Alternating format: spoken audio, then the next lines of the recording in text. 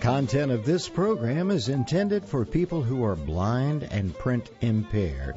Hello and welcome to our July 2022 edition of Heard Any Good Books Lately, a program from the North Carolina Reading Service. I'm George Douglas.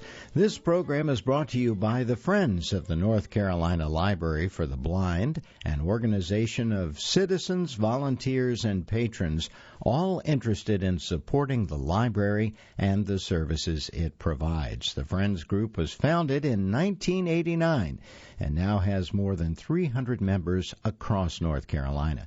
If you'd like to join the Friends Group yourself, we'll have information on how to do that later in this program. This program is all about books, with special emphasis on those available from the North Carolina Library for the Blind. The library has more than 86,000 titles in its collection. Books and magazines are available in large print, braille, and talking books as well. The library has more than 11,000 patrons across the state, and if you're not a patron but are interested in becoming one, I'll have more information at the end of this program. This month, we'll take a look at some of the most popular books checked out in the month of April at the State Library of North Carolina, Accessible Books and Library Services, the new name for the North Carolina Library for the Blind. Let's begin the program today with a look at a new book called The Talented Mr Varg by Alexander McCall Smith. In the second installment in the best-selling Detective Varg novels, Ulf and his team investigate a notorious Lothario, a wolf of a man whose bad reputation may, much to his chagrin, be all bark and no bite. The Department of Sensitive Crimes, renowned for taking on the most obscure and irrelevant cases, led by Ulf Varg, their best detective, is always prepared to take on an investigation no matter how complex. So when Ulf is approached by the girlfriend of Trygg Olofsson, who claims her beau, the infamous bad boy of Swedish letters, is being blackmailed, Ulf is determined to help.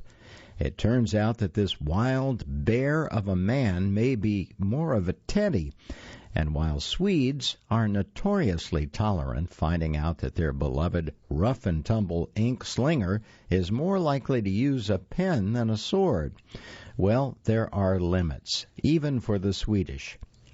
The case requires all of Ulf's concentration, but he finds himself distracted by his brother's questionable politics and meteoric rise within the moderate extremist party, and by his own constant attraction to his married co-worker, Anna.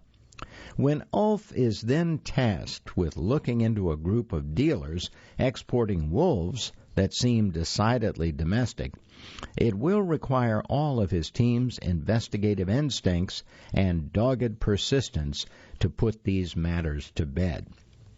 Once again, the book is called The Talented Mr Varg by Alexander McCall Smith. Now here's a new book entitled June by Lori Copeland. Here's the plot for this one. As June leaves her Michigan home to become the mail-order bride of a Washington State preacher, readers will learn the important lesson that God is ever faithful, even when we don't understand His plan or purpose in our lives. June delivers a lighthearted, entertaining story, along with strong moral values and a Christian worldview. Mail-order bride June Callahan arrives in Seattle from Michigan to discover that her intended, Eli Messenger, the assistant to a famous evangelist named Isaac Inman, is ill. After he dies, June stays on to work at the local orphanage, where she realizes Inman is allowing the orphans to go without in order to build a showy tabernacle. A romance blooms between June and Parker Centel, a friend of Eli's, as they try to convince Inman of the errors of his thinking. Once again, that book is entitled June, and it was written by Lori Copeland.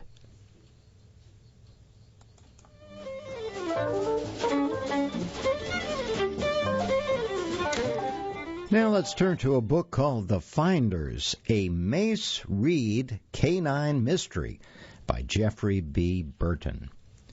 Jeffrey B. Burton's The Finders marks the beginning of a fast-paced new mystery series featuring a heroic golden retriever cadaver dog named Vera and her handler Mason Reed. Mace Reed, lives on the outskirts of Chicago and specializes in human remains detection. He trains dogs to hunt for the dead. Reed's coming off a taxing year, mourning the death of a beloved Springer Spaniel as well as the dissolution of his marriage. He adopts a rescue dog with a mysterious past, a golden retriever named Vera. And when Reed begins training Vera as a cadaver dog, he comes to realize just how special the newest addition to his family truly is. Suddenly, Reed and his prize pupil find themselves hurled into a taxing murder case, which will push them to their very limits. Paired with determined Chicago police officer Kippy Grimm, Mace must put all his trust in Vera's abilities to thwart a serial killer who has now set his sights on Mace himself. Once again, that book is called The Finders. It's a Mace Reed Canine Mystery by Jeffrey B. Burton. Now let's turn to a book called The Ride of Her Life, the true story of a woman, her horse, and their last chance journey across America by Elizabeth Letts. This best-selling author of The $80 Champion and The Perfect Horse returns with another uplifting story of horses and determination. Elizabeth Letts narrates the tale of Annie Wilkins. In 1954, after being diagnosed with terminal tuberculosis, the 63-year-old Maynard took her dog and got on a horse and rode all the way to California. In the small town of Minot, Wilkins had lived in poverty on the family farm with no electricity or running water. After her uncle died and she received her grim prognosis, which rendered her unable to look after the farm, she decided to live out a childhood dream, to see the Pacific Ocean at least once in my life, she said. She used most of the money she got from selling the family farm to buy Tarzan, a horse destined for the slaughterhouse, and she set out for California, leading her beloved small mutt, Dépêche-toi, on a clothesline leash. Newspaper reports transformed her into a celebrity whose story brightened the lives of Americans living through the nightmare of the McCarthy era, and earned her the gift of a companion horse for Tarzan named Rex from a small Tennessee community. In 1955, she appeared on Art Linkletter's popular TV show, People Are Funny.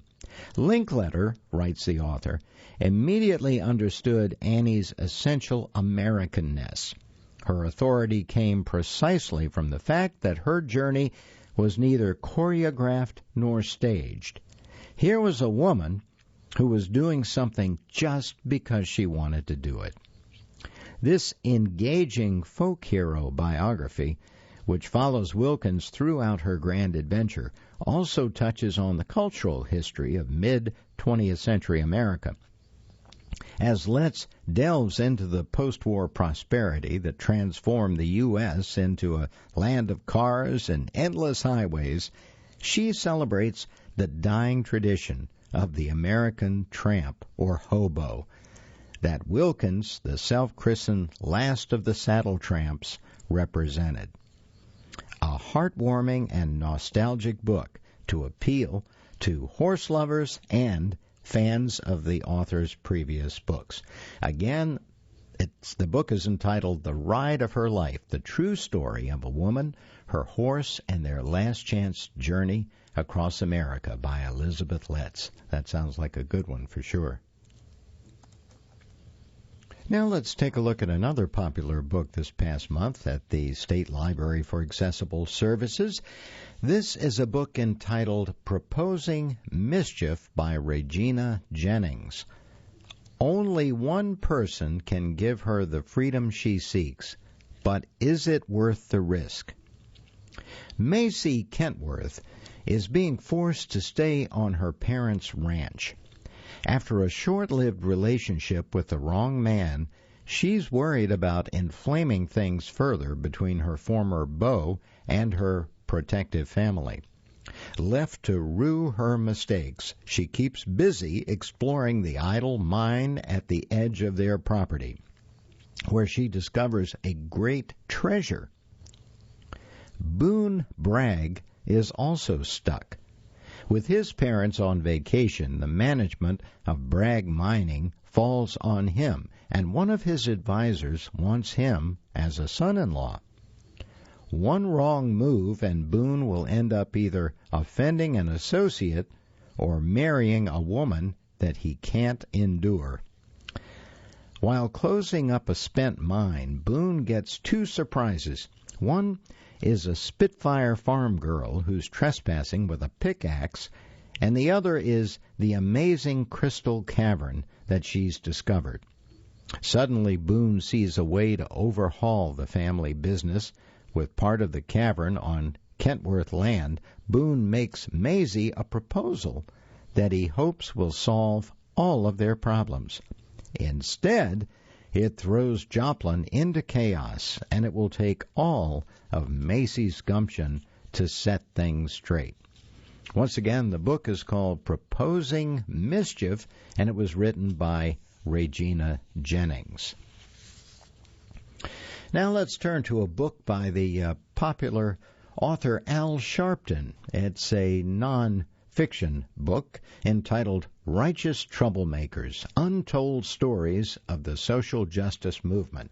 And again, it's by Al Sharpton. Best-selling author Reverend Al Sharpton brings to light the stories of the unsung heroes of the civil rights movement, drawing on his unique perspective in the history of the fight for social justice in America. This is the time. We won't stop until we change the whole system of justice. A quote from Reverend Al Sharpton. While the world may know the major names of the civil rights movement, there are countless lesser-known heroes fighting the good fight to advance equal justice for all, heeding the call when no one else was listening, often risking their lives and livelihoods in the process. Righteous Troublemakers shines a light on everyday people called to do extraordinary things, like Pauli Murray, whose early work informed Thurgood Marshall's legal argument for Brown versus Board of Education, Claudette Colvin, who refused to give up her seat on a segregated bus months before Rosa Parks did the same, and Gwen Carr, whose private pain in losing her son, Eric Garner, stoked her public activism against the police brutality.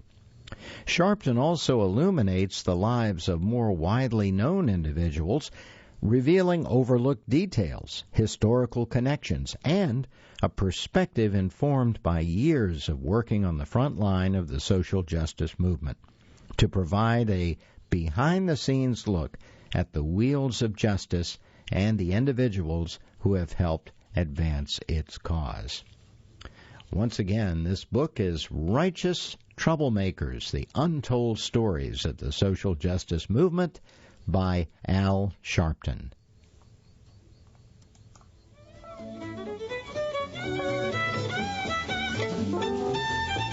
And you're listening to Heard Any Good Books Lately? This is our July edition. I'm George Douglas. Thanks so much for joining me today. Let's move on to another book by a very popular author here. This is Dusk, Night Dawn on Revival and Courage by Anne Lamott.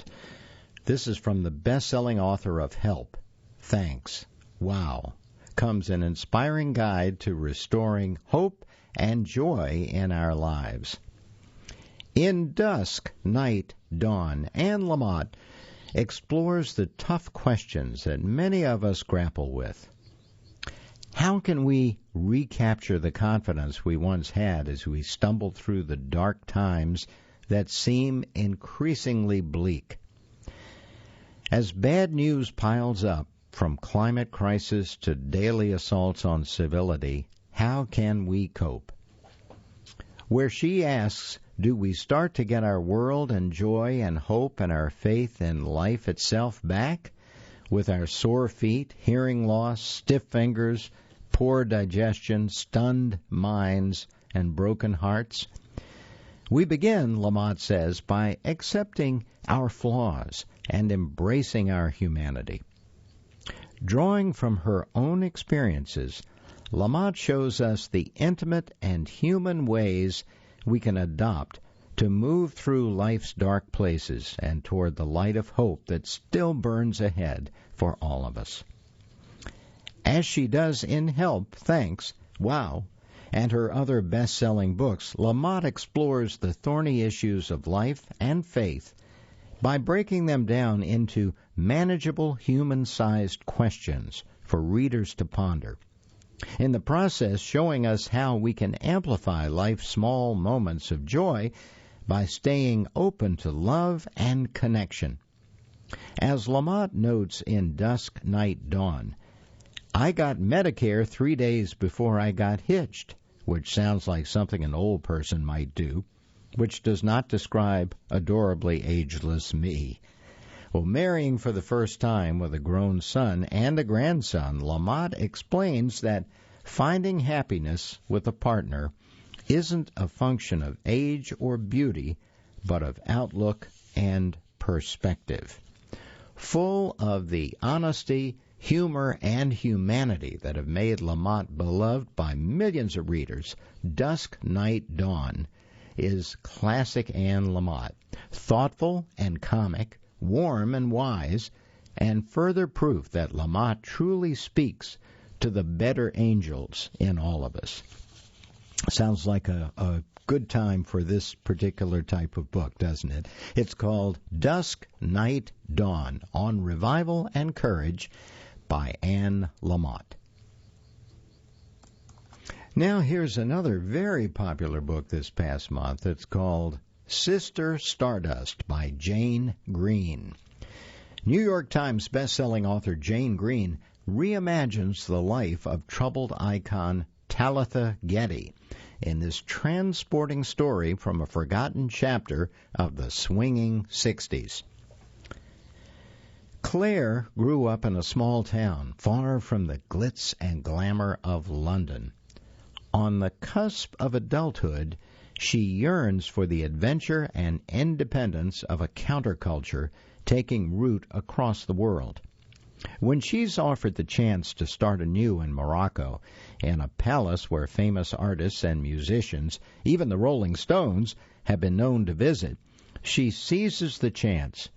Arriving in Marrakesh, she's quickly swept up in a heady world of music, drugs, and communal living.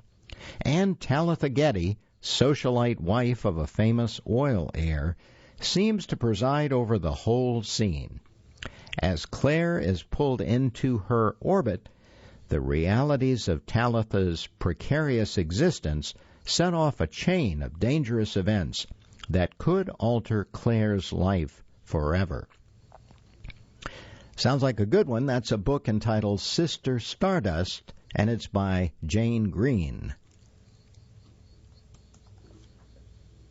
Now let's take a look at a book that is really a heartwarming story that celebrates how life-changing friendships can be found in all seasons of life. This book is entitled Someday Home by Lorraine Snelling. Here is the plot.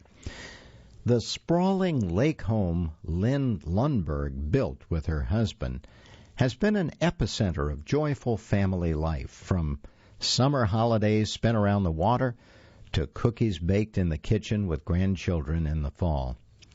But since her husband's sudden passing 2 years ago, Lynn has been lost in the grief and solitude she feels without him at home. She doesn't want to sell the big family place, but she can't exist there on her own much longer. After hearing of a new way of living where single women share responsibilities as housemaids, Lynn thinks she's found the answer to her prayers. Soon, she meets two ladies with whom she could begin this journey. Angela Bishop, a successful real estate agent accustomed to the finer things in life, has just been jilted by her husband of 25 years. Judith Rutherford, who has devoted her adulthood to caring for her ailing father, must leave the only home she's known now that he has passed. These three women seek a place to grieve, to laugh, and to be renewed. But coming from such different circumstances, will the new challenges they face undo their plans, or will they begin a friendship to see them through the years to come in this Someday Home? That's the title of this book, Someday Home, and it's by Lorraine Snelling.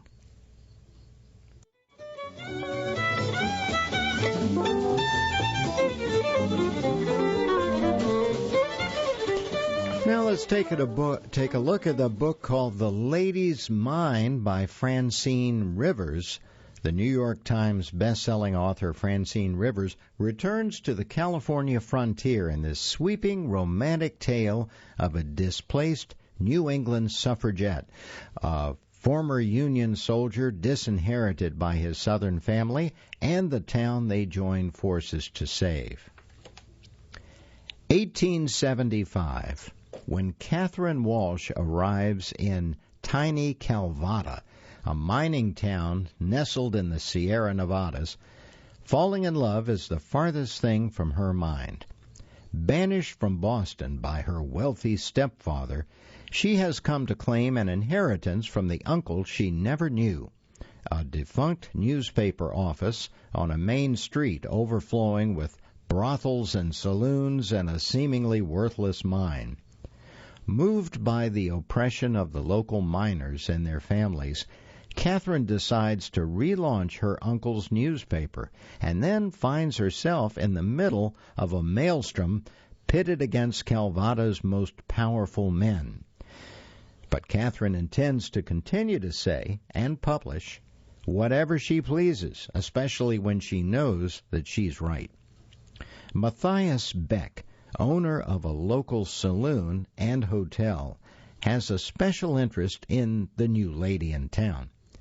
He instantly recognizes C.T. Walsh's same tenacity in the beautiful and outspoken redhead, and knows all too well how dangerous that family trait can be.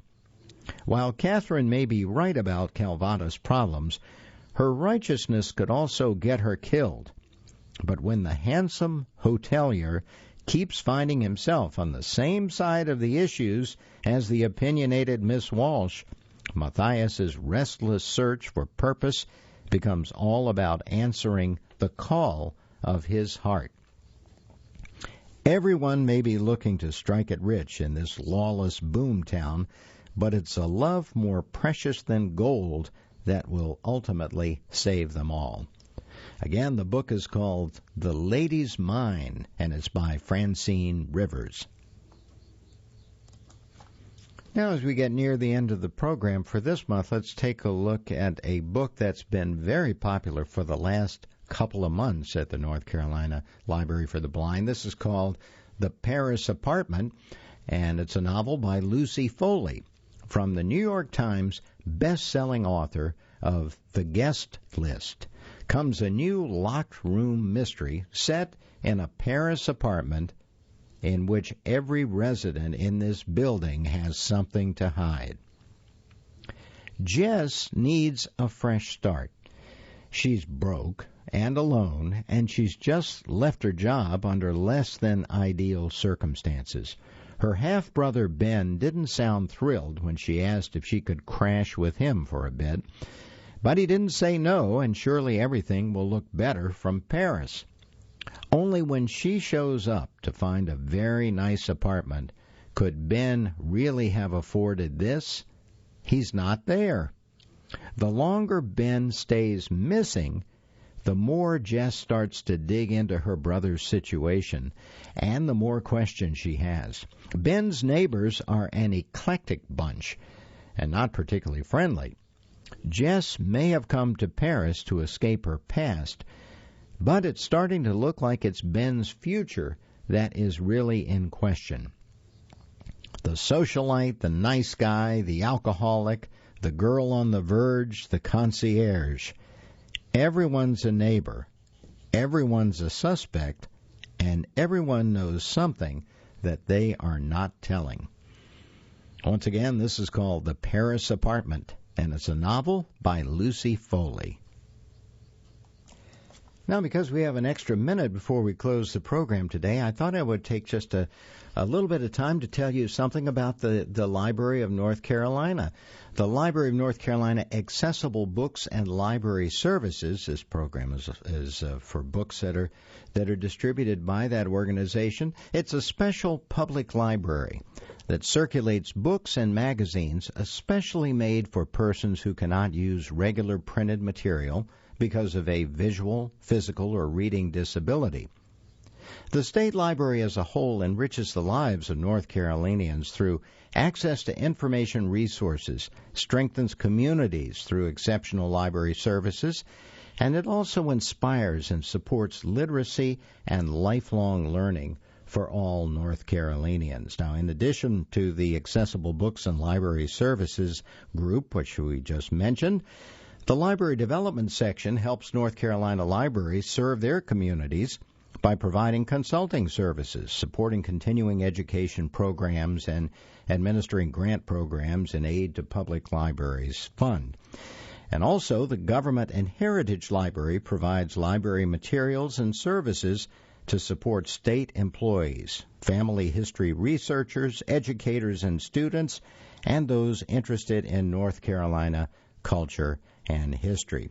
And by the way, the State Library is a division of the North Carolina Department of Natural and Cultural Resources. And that's all the time we have for this month's edition of Heard Any Good Books Lately? I'm George Douglas. I hope you enjoyed the program. If you'd like more information about how to become a patron of the State Library of North Carolina Accessible Books and Library Services, simply Google or search for Accessible Books North Carolina, or you can call toll-free 888-388-2460. You can also use those same numbers and website to join the Friends of the North Carolina Library for the Blind. This program is intended for people who are blind or print impaired. Heard Any Good Books Lately will be available right after the broadcast at our website, ncreadingservice.org. Thanks for joining me for the program today, and so long until next time.